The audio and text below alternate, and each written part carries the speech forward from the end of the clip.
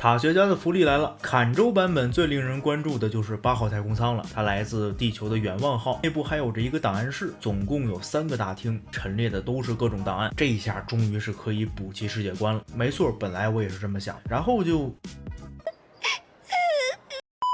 防火防盗防小风，这也太防着了吧。看到这儿我已经意识到不对了，果不其然，新角色帕洛蒂的通讯和档案也全部没开放，看到档案室的惊喜瞬间就没了，只能等到正式服再解读了。不过这些依旧难不到我，资料没有，那我做剧情总可以吧，主线总没问题吧。然后就被现实狠狠教育了一顿，没错，主线也卡了。新剧情真的是剧情了个寂寞，但是屡战屡败，屡败屡战才是塔学家的优秀品质。小峰终于还是找到了隐藏的线索，那就是支线任务。在8号太空舱里可以见到帕洛蒂，他告诉我们艾达之子重现，陪他去亚夏一趟，官大一级嘛。我们被迫开启漫漫大公路，其实也是出于好奇。自从塔顶决战后，贤者失踪，赦免天使蛰伏，现在居然又开始活跃了。来到班吉斯后，果然见到了先到一步的帕洛蒂，与他对话就会肯定是打开方式不对，再对话试一下。没错，支线也卡住了。不愧是测试服，事实上这也的确是因为打开方式不对，因为任务都是有触发范围，我们直接传送到班吉斯就直接传送进了任务的核心点，穿过了触发任务的范围，所以只要从远处走过来就能正常触发任务了。不过正式服应该不会出现这个问题了。对话后，帕洛蒂给了我们一个小型的窃听装置，混塔007模式启动，我们要去打探一下消息。在广场上有3个人正在高声密谋，等我们很低调的靠近后，他们居然不说话了，是一眼就认出来我们是海加德的人。执行者现在知名度都这么高了吗？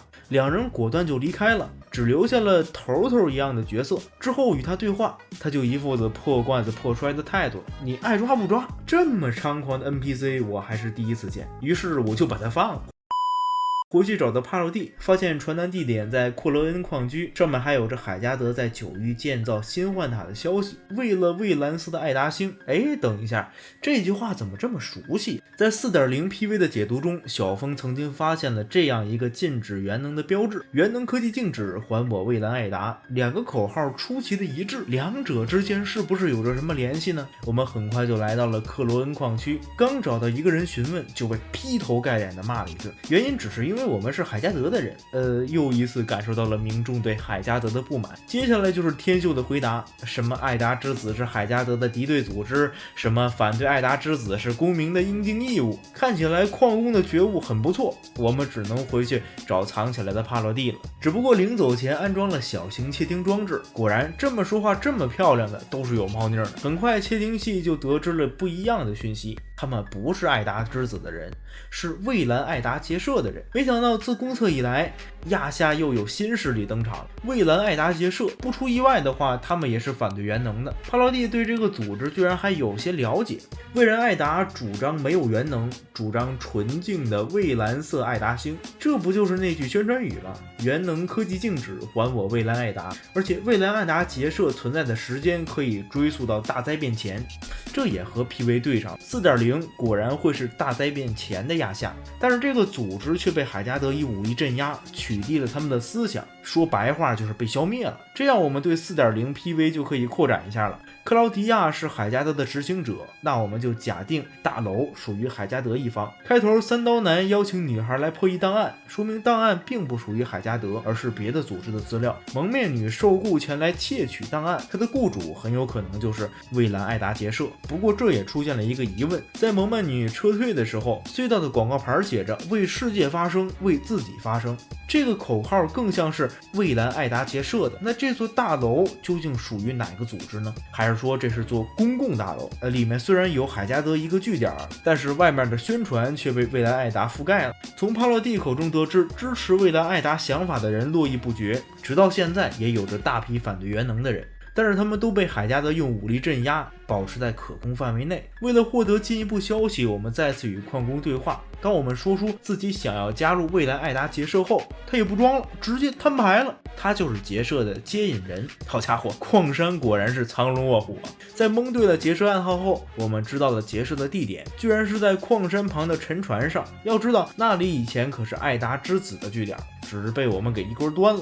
来到废船，帕洛蒂说路口有2条路，我们要分开行动。帕洛蒂虽然是轮值授权者，但他不只是技术型的，还是武力型的，擅长渗透作战。于是我们同意了分头行动。不料我们出师不利，刚进去就被发现了，还被关在了电梯井里。此时另一边的帕洛蒂已经有了进展。帕洛蒂这边出现了2种对话，这就是帕帕和弟弟，他才是幻塔真正意义上的精分角色。像乌米、格洛洛虽然也有精分，主副人格并没有直接交流，但是帕洛蒂却是完全分为了帕帕和弟弟2个人格，而且他们彼此间还可以对话交流，就真的一个身体里住着2个灵魂。我们平时看见的人格是弟弟，他是帕洛蒂的原有人格。说到帕帕的产生，就不得不提轮值授权者的身份了。轮值授权者管理着格索托斯网络，具有操作格索托斯的权限，但是代价却是巨大的，对操控者的精神会造成损伤，于是才有了轮值的做法，就是防止操作者撑不住。不过帕洛蒂的情况很特殊，这些损伤都由帕帕承担了，这也是为什么帕洛蒂能长期做轮值授权者的原因，这也就造就了帕洛蒂独一无二的拟态特色。别的角色1阶和2阶都是自己，但帕洛蒂不同，他的1阶角色是弟弟，2级角色是帕帕，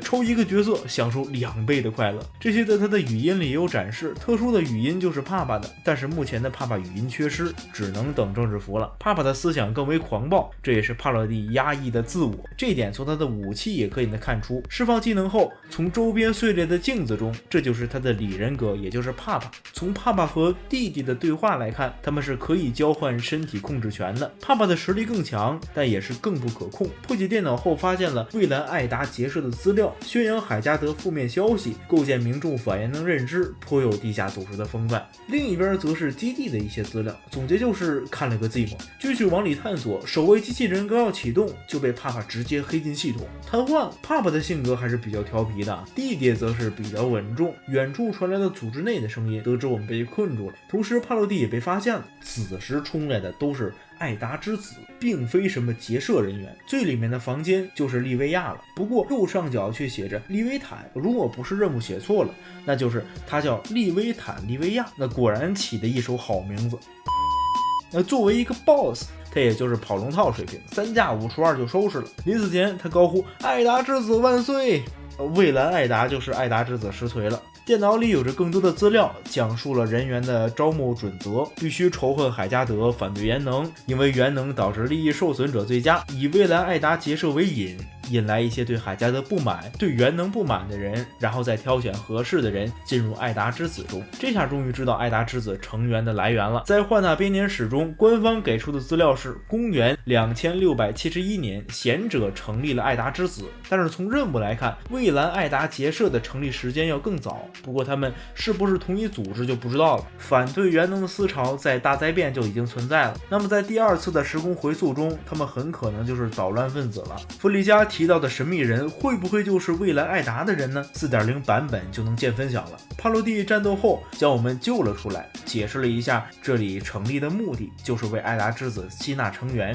帕洛蒂随后提出要去幻塔逛一下，随后便来到了野外。别看幻塔区看似很破败，但亚夏的幻塔确实一直在好好运转。帕洛蒂也说出了对艾达之子的看法，只要幻塔还在运作，那么保持着蔚蓝艾达主义的人就会源源不断，艾达之子是剿灭不完的。随后主角又开始灵魂拷问，有没有考虑放弃元能呢？这时候帕洛蒂陷入回忆，那是在9域号轨还没有改造成幻塔之前，艾文斯亲自来找他，目的是授权新的幻塔。从他们的对话我们得知了这个世界的真相，主张使用能源的人和反对使用能源的人从来没有停止斗争，只是在大灾变之后众人形成了共识，保持目前的幻塔数量不变，不能再新增加幻塔。可是这种平衡终究被打破了，艾文斯以灰域体为借口通过了新幻塔的法案，对帕洛蒂同样具有诱惑力。人类体停止的时间终于有了前进的转机。海加德改造新幻塔的目的果然还是为了寻求机遇，只是这段回忆他并没有告诉我们，而是讲了人类用火的例子。火是灾祸，同时也是天赐。古往今来多少关于火的传说，它给人类历史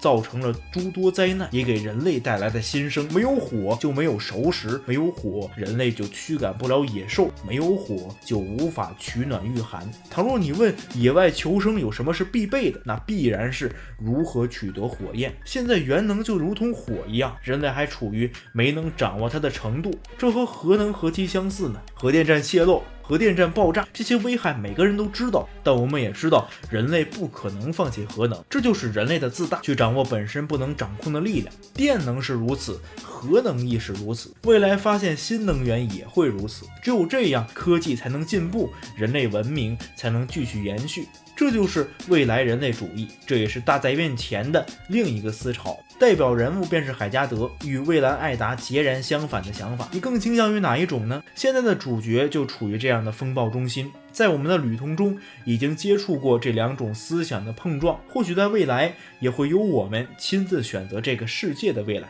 不过那估计是几年后的剧情了。到此支线便完结了，这条支线算是给 4.0 做了个小小预告吧。未来人类主义与蔚蓝艾达主义的碰撞，倘若你就处于那个年代，你会如何选择呢？好了，本期就到这里，关注小峰，带你体验不一样的幻塔。